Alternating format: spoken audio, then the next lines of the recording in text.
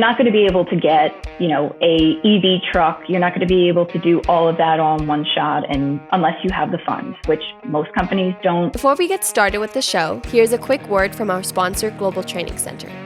As trade compliance professionals, you want to make sure that your procedures and documentation are completed as correctly as possible to avoid any delays and possible fines. We provide a range of trade compliance courses that will fit your needs. From in-person or web training to recorded on-demand courses, we can train one or even thousands on your team through your learning platform or on our portal. We can even customize a private session for your team. Go to globaltrainingcenter.com to find out more. Hey folks, we're back for another show of Simply Trade. I was trying to figure out a way that I can kind of like just relate what I'm doing or what we're doing or how our personal lives are, how it can kind of segue into the show or whatever, but it's kind of hard on this one. It is. Well, I mean, other than I do have an electric car, so, and I've enjoyed my electric car. Oh, that's right. You've got the Mustang, don't you? I got my Mustang. Yeah. And, they told me I was the first one in El Paso to get it. So I'm hoping it's true because that's my only claim to fame. But anyway, and we do have solar panels, so our home is completely offset on the grid, offset off the grid. So not off the grid, but we're offsetting all our power to the grid, what we're sucking back off the grid. So we're about neutral, net neutral on that. And so anyway, I don't know. I mean, so as y'all can tell, we're going to be doing a show on green trade. And we've been talking about this for a long time, and we're so happy that we found someone. Or you did, Andy. Go ahead and you can explain that a little better. Yeah, well, it's all right. So, folks, we are going to get to talk with a young lady by the name of Emily Cori. And Emily is the daughter of a really good friend of mine, Maureen Cori, who we've had on the show, and as well as she's just, I'm telling you what, Maureen is one of those ladies that, man, I'm telling you, she's sharp and just a pleasure to be around. So, Emily, if you are even half as good as your mother, you're going to be phenomenal in the industry. So, welcome to our show. Emily, who is it you work for now? Hi. Thank you both, Lalo and Andy, for having me here. So I work for Woodland Group. We are a freight forwarder, 3PL. We have brokerage department. We also have a sustainability department as well. And, we've been doing a lot of work around compliance and sustainability as a whole. And this recent update from CBP last June in 2022 with their green trade strategy, it just made total sense to get on and see what this is about from a compliance and sustainability perspective. Well, I got to tell you, I'm looking forward to this discussion. Lalo, I'm sorry, I jumped in there, and you go ahead, buddy. No, I was going to say, I guess asking Emily how she got into trade is as silly as asking how my kids became software engineers, I guess, right? But with a mom in the trade. So we normally ask that, Emily, because we kind of all accidentally got into trade. I'm sure your mom did, but we know how you may have gotten into trade. So a heavy influence there, right? Just a slight heavy influence there. I actually have a degree in criminal justice with a focus in forensic psychology. My goal was to work for the government, actually, in a different capacity, of course. But as I was looking for more work, I was supporting with, some consulting business on my mom's side. And I actually started to really enjoy it. I was learning more and more as I went, the different policies, regulations involved, and it kind of went hand in hand in a way with the criminal justice side that I learned. And eventually I just, like most people, fell into it and never got out.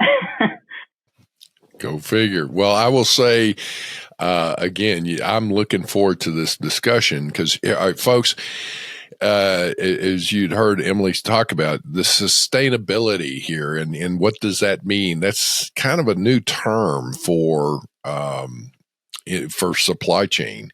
And there's a lot of companies out there that are creating divisions of sustainability. And what the heck does it all mean? And even in it wouldn't be even in supply chain. It's just regular business. Oh, you got to have a sustainability. You got to have environmental compliance and all these things that are going on. And I mean, Emily, please understand, I'm trying to engage in this. Thus far of what I've seen, I'm like, you know what? The folks that are pushing this are full of beans. I mean, it's just it's like, come on, this is like, let's not lose common sense in the effort to try and go with, we want a clean planet. I understand that. I also don't want to sacrifice current jobs and all of this in a way that and raise costs to do business. So as we're looking at this, I may be hitting you with a few things. So you're going to have to really work on me. I'm like this crusty old bird here that you're like, okay, bring me into the 21st century here of what we're talking about here. Okay. Yeah. I mean, I definitely see a lot of people that are looking to make this happen as soon as possible. And I think those are the people that need to take a step back sometimes and just look at the full picture. They want this as soon as possible. And to be honest, the sooner the better. But there has to be a solid approach. And a lot of these different government organizations, they haven't agreed on the exact specifics. This was talked about at the World Trade Organization, the public forum. It was a massive subject about sustainability, especially in iron and steel. And it's just one of those things that there needs to be some type of cohesion worldwide, and it's not there yet. But I definitely see the potential of doing it. It just has to be the right methodology, which is the problem right now. They have not come to a consensus on the right methodology for this. So it's definitely difficult to pinpoint. And I know there are a lot of skeptics out there. And in my eyes, this should be something similar to CTPAT program, where it's a voluntary program first, not casing every single type of regulation, making new policies first. This should be something voluntary to get people at least their feet wet, the different companies that really don't have the capability of, supplying this service, or at least internally being able to do this, because it's hard. It's not easy.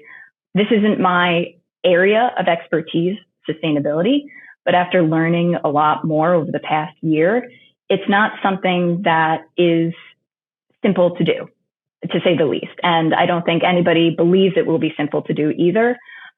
It's just a matter of getting your feet wet and at least starting to learn about it more, because there are definitely opportunities to slowly do it, but it takes a lot of time. And some companies have the bandwidth to actually have a sustainability manager or an entire department, but there's a lot of, small companies that can barely get by on the regulations that are there or any of the other items. So there's definitely a balance that needs to be made, which has not been made yet. Well, let me jump in here, is that you had supplied us with some information. So CBP's Green Trade Strategy, so Customs and Border Protection, this is obviously from the U.S. perspective here. You've got here 4 pillars of the Green Trade Strategy. Incentivize green trade. Number 2 is strengthen environmental enforcement posture. 3 is accelerate green innovation, and 4 is improve climate resilience and resource efficiency. So rather than, going into a whole lot of detail on some of this stuff, from your perspective, being, working for a freight forwarder, 3PL type company and all that. So what is it that your company is doing, or how are you getting into this? Talk a little bit about this, because I got to honestly say, okay, if I were wanting to participate in some of these things, or should I be compliant on it? I don't even know where to start. The best way to explain it is we have different sustainability models out there, right? But the general consensus is there are 3 different types of scopes for greenhouse gas emissions that are categorized in different ways. So we have scope 1, which is basically direct emissions from sources owned or controlled by the company. So, what they're manufacturing directly in their control, what they're utilizing, water, those items to build those models. That's basically scope 1. Scope 2 is the indirect emissions from any purchased electricity, like keeping a warehouse set up, steam, heat, cooling to make sure your employees are good to go, the recycling aspects of it as well. But the biggest one is scope 3, which is all other emissions associated with the company's activity. So anything from the fuel used for shipping through a container, on any type of ship, through a truck, a airplane, any of those emissions that are used, those are part of the scope 3, which is one of the largest reasons for this whole sustainability coming up. So it covers the gamut when you're looking at a freight forwarder who is moving all of these goods. We really genuinely look at scope 3 for our own internal purposes, as well as supporting our clients with their carbon reporting. And I probably threw a lot of words out there just now of trying to explain the different areas, but looking at those 3 scopes, the biggest one for companies that are manufacturers, let's say, is really scope 1. And I would say scope 3 as well, due to the fact that most manufacturers, get their goods from China, India, anywhere other than potentially where they're located, the movement of those goods. And it creates a lot of carbon reporting that has to be done. Now, a lot of companies that are on the larger scale, for example, DHL, in the case of a freight forwarder, they have a brand new facility they mentioned recently in Atlanta that's considered net zero or zero emissions to it. And that's a very confusing term sometimes for people as well, because saying it's net zero or they're hitting their zero target, it's not a baseline for everybody what the zero is. It's based on every company's marker on what they decide is that net zero amount. So it is a bit misleading in that sense. And a lot of companies have to figure out what they want to be considered their zero, or where they start essentially. And then it goes to the point of how can we become net zero or zero emissions by 2026 and so forth. So it's really internally based. And that's something right there. It sounds like you've got a target that is somewhat self-imposed from the sound of that for the companies and all that. But on the same token, I guess here's the when you're saying net zero. So what would be some of the things? Obviously, if you've got a fleet of trucks, whether you're a trucking company, a freight forwarder, or something like, or you're a manufacturer that has trucks and all that, or whatever. So if you've got trucks that are burning diesel fuel, obviously you can't get to where that diesel is going to not emit, exhaust. So what is the offset there? What can I use to offset that to say net zero then to achieve my goal? So that's an interesting point, because that was something that I had quite a bit of a struggle understanding as well at first. When we can't you know what, change you're making me feel really good, because I'm telling you, I'm struggling with this. I'm like, man, I want to tell some of these folks to go pound sand. I mean, it's just like some of this stuff it does not make sense, but it's like, okay, so what, keep going. Help me out here. It's definitely a confusing subject. I mean, I've had that issue myself. You're not going to get it day one. You really have to learn the different areas, and there are some baselines set up out there that can support you with the understanding. The point of net zero, and for example, you mentioned the diesel fuel trucks, right? Trucks are actually one of the leading reasons for scope 3 emissions. And you're not going to be able to get, a EV truck. You're not going to be able to do all of that all in one shot, and unless you have the funds, which most companies don't have the funds to allocate for that, but some do, which is great for them. They can make that happen easily in that regard. Essentially, when those situations happen where a company still has to use those diesel fuel trucks, right? You then look to other areas of where you can remove your carbon emissions as well and offset it in that regard. So, for example, you can utilize a program that has a different recycling method, recycling your different cardboard boxes instead of just throwing it in the trash. You're removing those carbon emissions that way.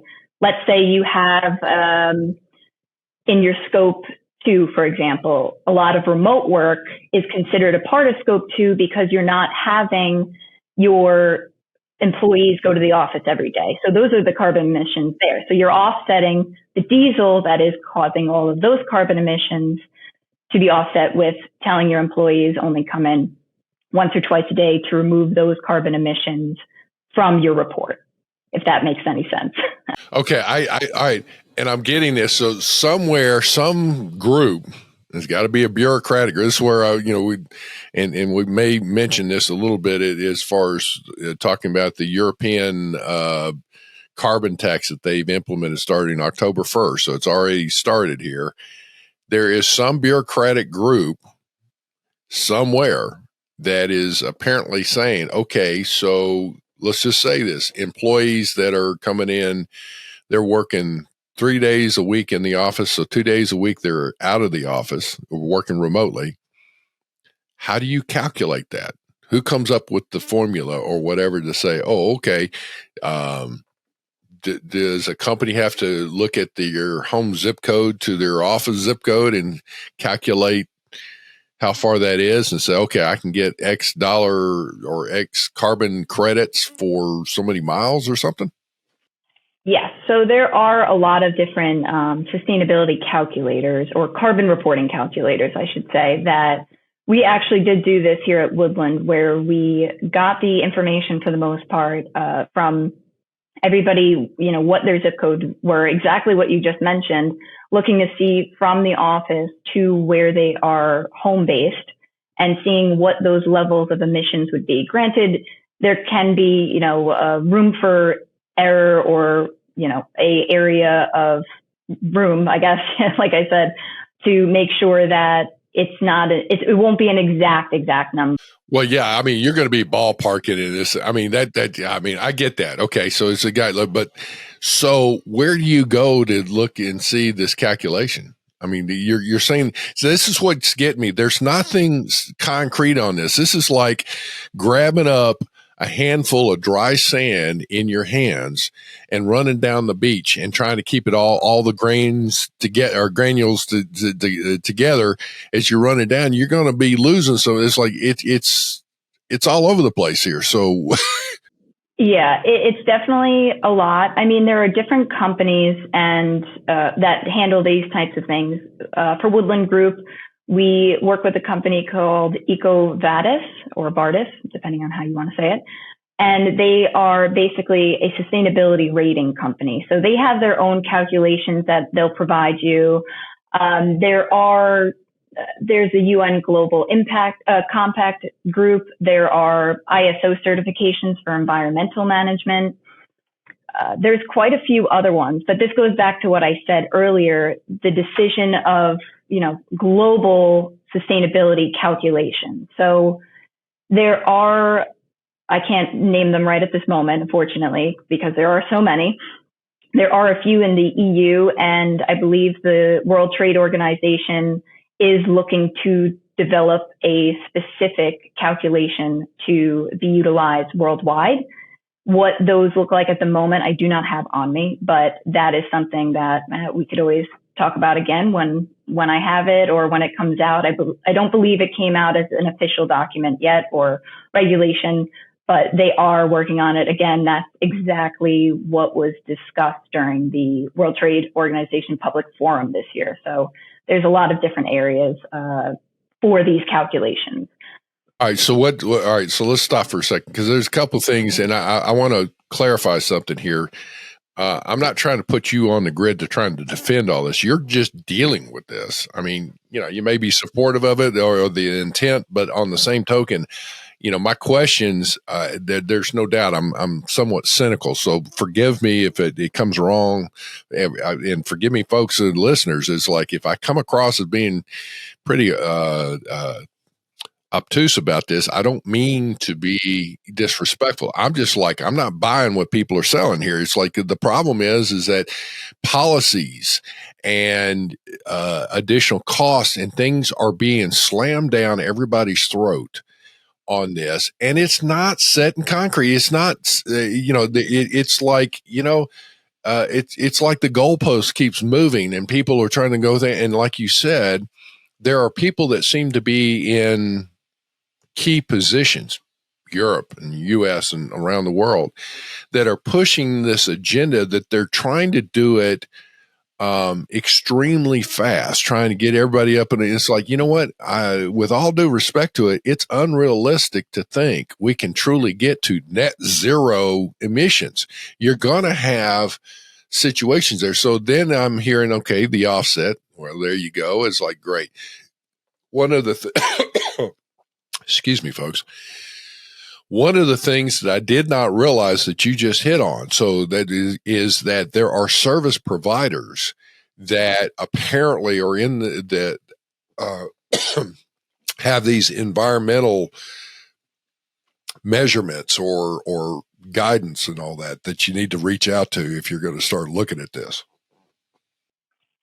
Yeah, absolutely. At the Green Trade Innovation Forum, there were quite a few companies actually that had different modules for, sustainability purposes. Some of them were related back to traceability, which is a topic that's very difficult for a lot of companies right now, including for forced labor purposes. And if they are a CTPAT member, that's also a part of it as well. It was actually remarkable how many different companies had different modules, but that goes back to the problem again. Which one do you choose? How do you know this is the right one?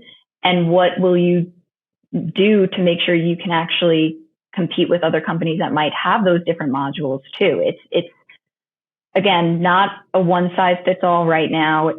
There's still no clear path, like you mentioned, Andy, and it's clear that they want to figure out this path, but there are so many different avenues that the EU, UK, they've been looking at that they still themselves haven't come to a consensus to. So it's a bit of a limbo, I would say, right now in what will happen in the future, whether it be policy related, volunteer programs like CTPAT. During the Green Trade Forum, that was actually my point of comment for the green trade strategy, is that this is a very complicated area. The best way to move forward is to try out a type of voluntary program with a similar setup to the CTPAT program, where it's not a requirement, but it gives companies the opportunity to try out and see if they can actually become sustainable in the future, that any type of policies or regulations come into place. Reward them if they do comply, and they have. I mean, that's what CTPAT does. They'll give you front of the line privileges. They give you, mitigate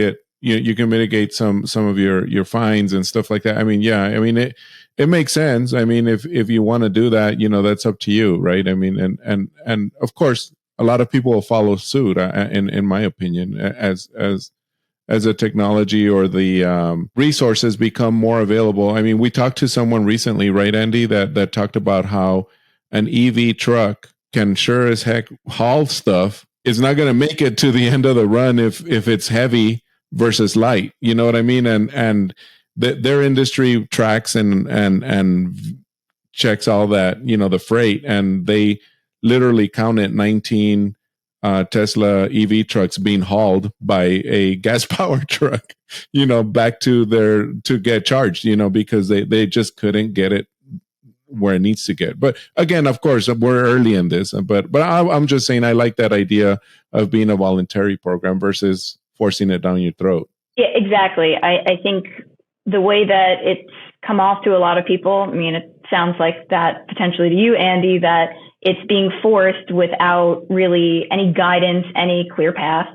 And having a type of voluntary program gives companies the opportunity to benefit from sustainability options while not, pushing and spending money on sustainability or carbon reporting or ESG targets that they genuinely cannot meet yet.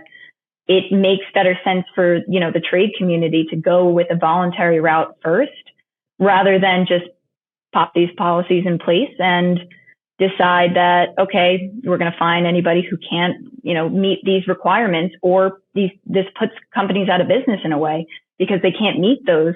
You can't meet the requirements. And that's where I'm like, okay, so I mentioned this earlier. It's Europe has implemented their October 1st, they implemented a carbon tax, if you will, on goods that they determine have not been manufactured in a green environment, if you will, or whatever, a green initiative. So there is a group within Europe that appears to have, or are still working it out. I don't know, but they've implemented this. And understand, I look at this as a non-tariff trade barrier. Why? Because it inflates artificially the cost of goods by adding a tax that some group has said, some bureaucratic group has said, oh, that's coming from the U.S. or that's coming from Canada or that's coming from Italy, or well, that's Europe, or from some other location. This widget was not manufactured in a green sufficient manner that we agree with. So here's a tax. So if you're in the U.S. and you're trying to export your goods out, it could be voluntary or not in the U.S. regarding some of this. But then if you're going to do business, at least in Europe and other countries around the world that are doing the same thing, you have to have some kind of measure here to say, oh, yes, we are green and here's how we're doing it. And you've got to be able to put together sufficient reporting so that it can defend your position on whatever, so you can minimize or avoid additional taxes on your goods. Would that be a pretty fair statement there? Yeah. And luckily with CBAM right now, they just put into place the reporting of companies' emissions into the EU. Luckily, the taxing doesn't begin until January 2026. So essentially, this point, the EU is looking for people to figure out their reporting mechanisms, how they're going to have that traceability, specifically for manufacturers. This isn't covering so much scope 3 of the transportation, but more so how these goods are manufactured, like steel, iron, aluminum, hydrogen, fertilizers, and other energies. So with that, it comes back to traceability for a lot of companies, which can be very difficult, especially with the different areas. If they're getting it from manufactured in China, India, anywhere like that, they have to go all the way back to the source directly. There's some traceability models that I actually did have the opportunity to see during the Green Trade Strategy Innovation Forum that showed how they can go all the way to the seedling that was planted exactly when. Now, how feasible that actually is, I'm not going to say, because I don't actually know if that's genuinely feasible. I think a lot of these companies right now are just trying to figure out their traceability when it comes to all of these different emissions for their goods. I know steel and iron has been doing this for a little bit of trying to find these due to other regulations. Again, it's hard because there are so many different groups that have different regulations, or I should say governments that have different regulations. And again, it goes back to the point, we need some type of baseline as a global front that people can work off of for each individual country. You know, every country is going to want to have their different types of reporting regulations and so forth, but there should be some type of mechanism that is shared worldwide, like you had mentioned earlier, Andy. Right now, there isn't one. There are a lot of companies and a lot of government agencies that have some type of baseline they're using, but it, again, comes back to some type of uniformity on it, which right now it's not there, but it's being worked on. Well, to your point, here's something that I'm kind of detecting. So as we're talking through this, This is like peeling back the layers of an onion. Good night. I mean, it just never seems to end either. This is an onion that seems to keep growing at the same time. With that, you have the manufacturing of the widget itself, but then there's also got to be the transportation of that widget from point A to point B to point C to point D, whatever. So you're going to have from the factory to a distribution center to, maybe a wholesaler to a retailer, whatever the case may be. So let's talk about a little bit of that, is that a company that may be selling a product, will they need to also be accounting for, with service providers, how those goods are being transported and what the carbon emissions would be or something? So is this in relation to CBAM, you mean, or just in general? Just in general. I mean, it's just, I'm sitting here going, I got to tell you, the more I keep listening through this, I mean, listen, I'm dumb as a box of rocks. I keep saying that. You have to keep it simple for me. And as I'm drawing the boxes, as I keep looking at this stuff, I keep looking at it like, folks, this is, I would love to look at it and go, not no, but hell no, I'm not going to do this. But you don't have any choice. It's like you've got to implement some things. I've got an idea of where I want to go with this, but it's like, I'd love your comments on this, because I want to pull this back around. This is so massive in the sense that I want to talk about to our listeners, what is your action on this? What is the nuggets of knowledge that you need to become proficient on? And so we'll get to that in a second. But so if from a traceability, as you're talking about not only the manufacturing of the widget, but what about the transportation of that widget? You have to keep up with that as well? Yeah, so that would be considered the Scope 3 area that, again, is the largest area. Let's go with manufacturers again. They'll have to understand their internal, Scope 1 and Scope 2. That's under their purview. But a lot of these manufacturers can decide to utilize companies that have sustainability models or can give the carbon reporting. So that's where that traceability, I would say, would come in. But right now, they haven't decided that in regards to manufacturers. I can very well see that they want Scope 1, 2, and 3 from manufacturers, especially in the US. I could see that happening in the future. What most companies should do, if they are importers or exporters as well, they should look for logistics companies that actually can provide those carbon reporting for themselves, including each and every shipment, if they can have that capability. Again, this is something that is new, so there is wiggle room for a lot of companies to figure out and get through those modules of learning, what ESG is, which, stands for environment, social, and governance when it comes to carbon reporting and sustainability, just as an example, as well as the Scope 1, 2, and 3 and what it means for their companies. Luckily, here at Woodland Group, we have those models and we do provide that as a service. And it has benefited a lot of different companies in that regard, especially since we are located in the UK and we do a lot of business in the EU. It's definitely something that a lot of companies are looking into. And again, there are a lot of companies that aren't.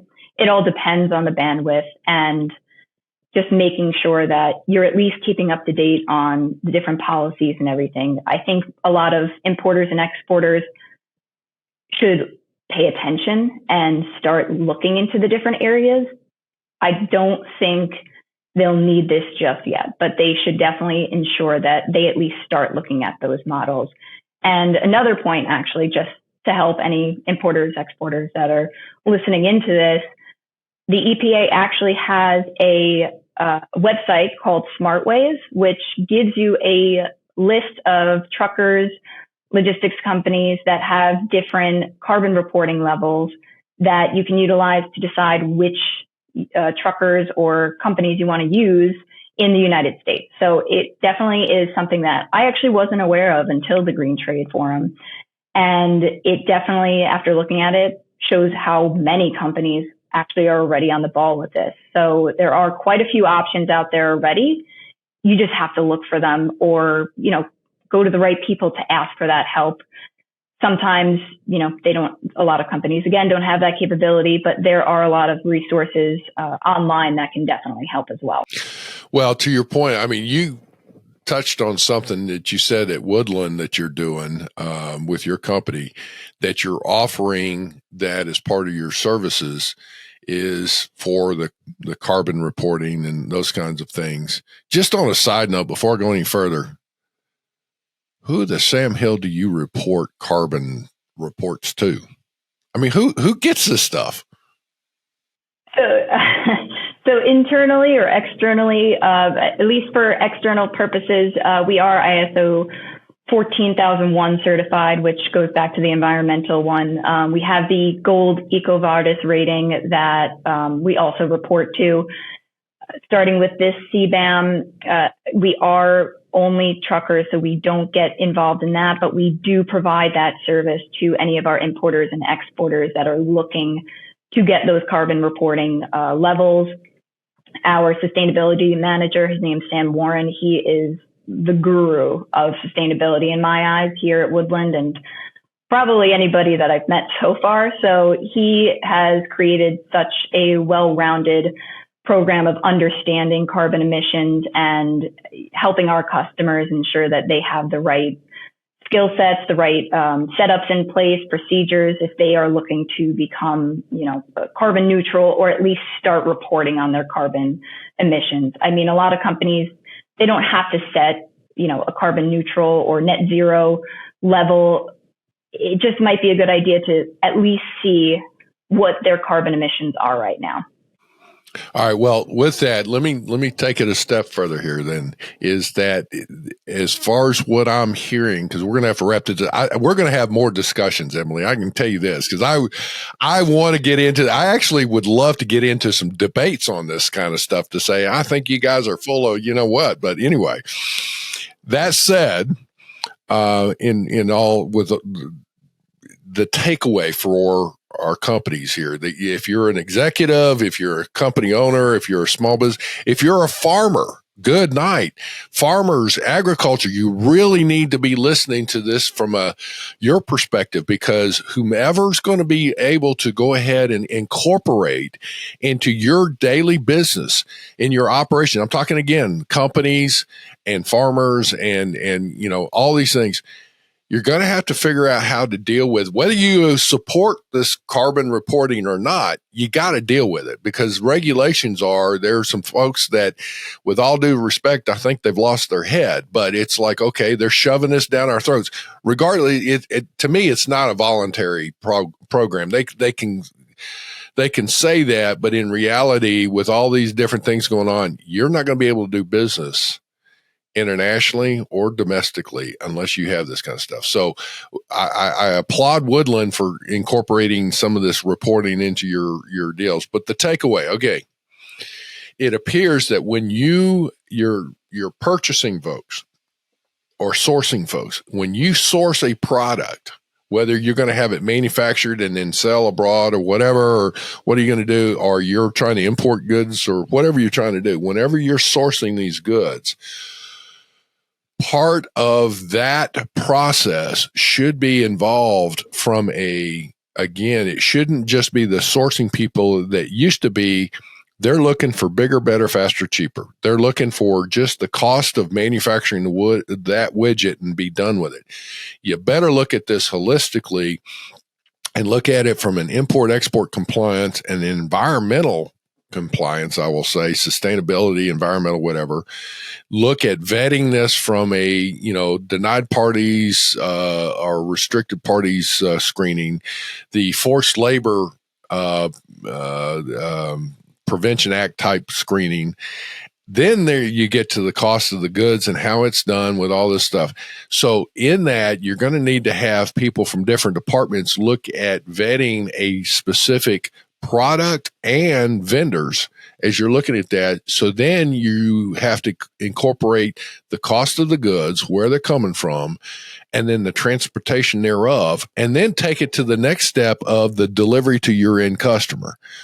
Would that be a fair statement there, Emily, to help guide me in this carbon world? that would be a very good way to put it from, of course, the compliance, perspective, especially since it's coming from CBP now too. It's definitely going to be for any compliance managers or anybody who, as you mentioned, sourcing or anything of the sort. It's going to be one of those topics that will be a part of every area of the supply chain, especially when you are an importer, manufacturer, farmer, like you had mentioned. That's where it's going to be the hardest because you need to have every single scope in that regard. Some freight forwarders, they might support like Woodland does, and they only really have to do scope 3 and small bits of scope 1 and 2 for themselves. The hardest part will be for the manufacturers and the importers and exporters for scope 1 and 2, specifically scope 1.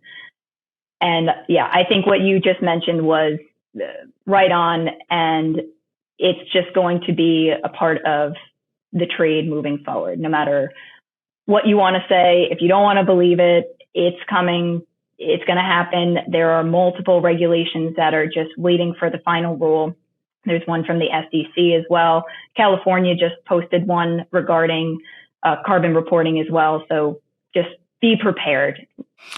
Well, all right. So let's keep looking at this. I mean, we're going to need to wrap this up for this particular show, but I will say that I see where you're going in looking at it. But let's say again, let's come back to the agriculture as well as truckers.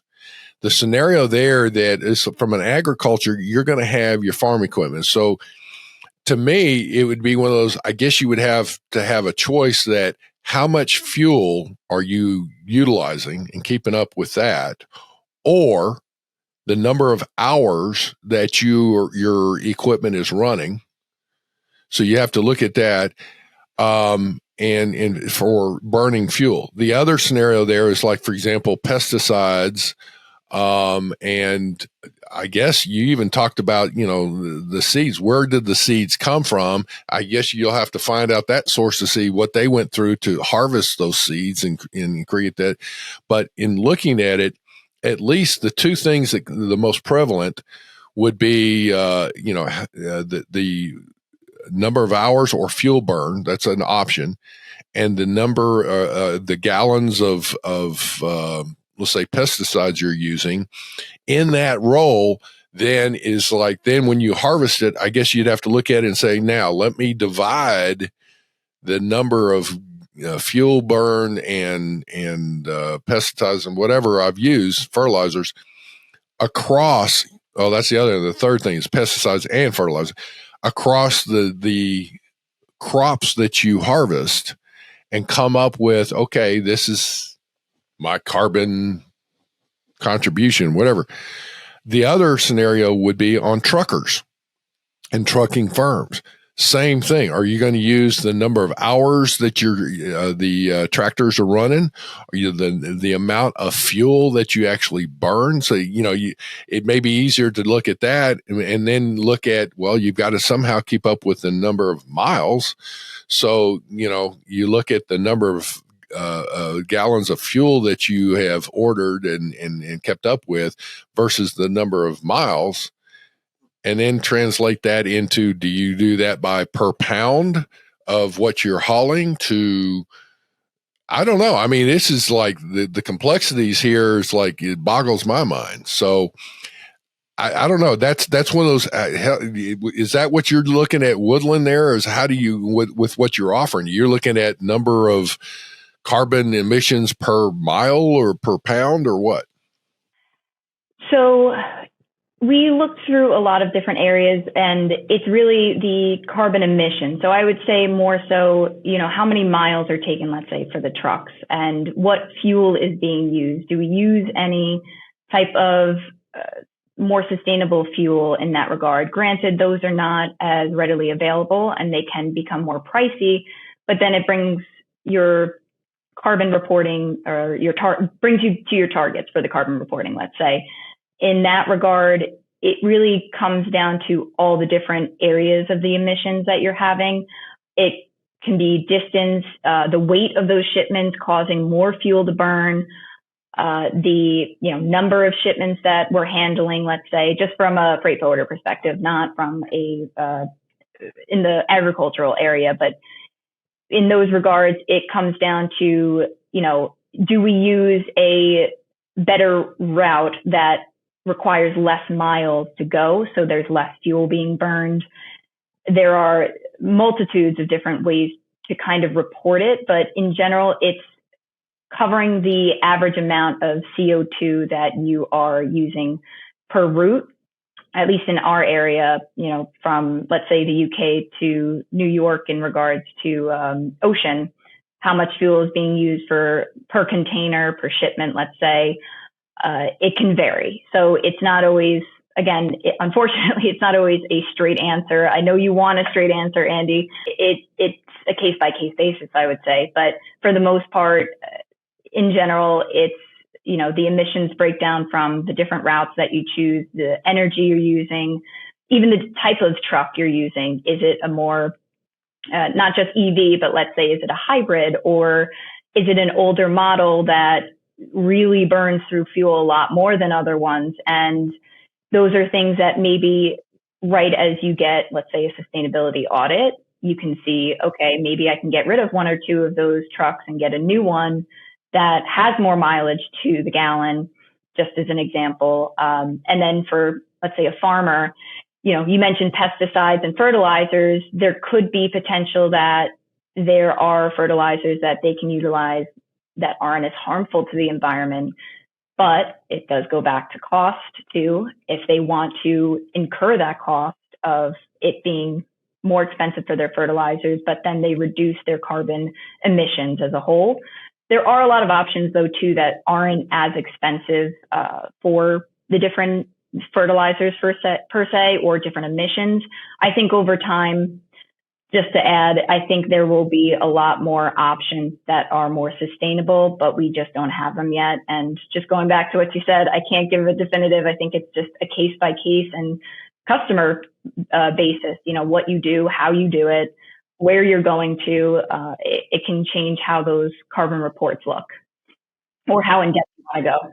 Well, I will say, Emily, you definitely know you've got your wealth of knowledge in this, and I'm enjoying this conversation. I wish we could keep going here, but for right now, folks, I'm going to say this: we're going to have Emily Cori's contact information in our show notes.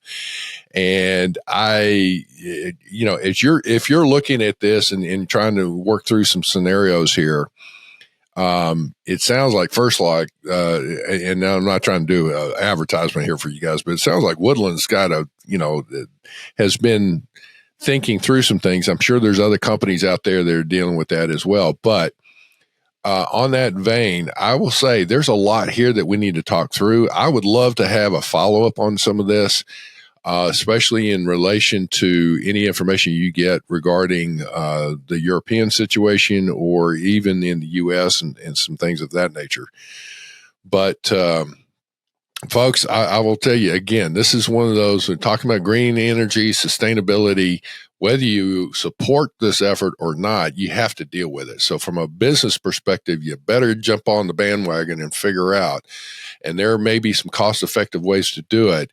I would definitely be reaching out to Emily in this scenario. If you're looking at least a service provider and transportation, how to look at it, maybe go forward with it.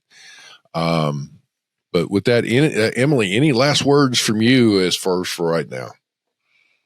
I think this is a subject that's going to be generational. I don't think it's going away anytime soon. I think everybody should at least start becoming prepared to have this as a part of their policies and procedures.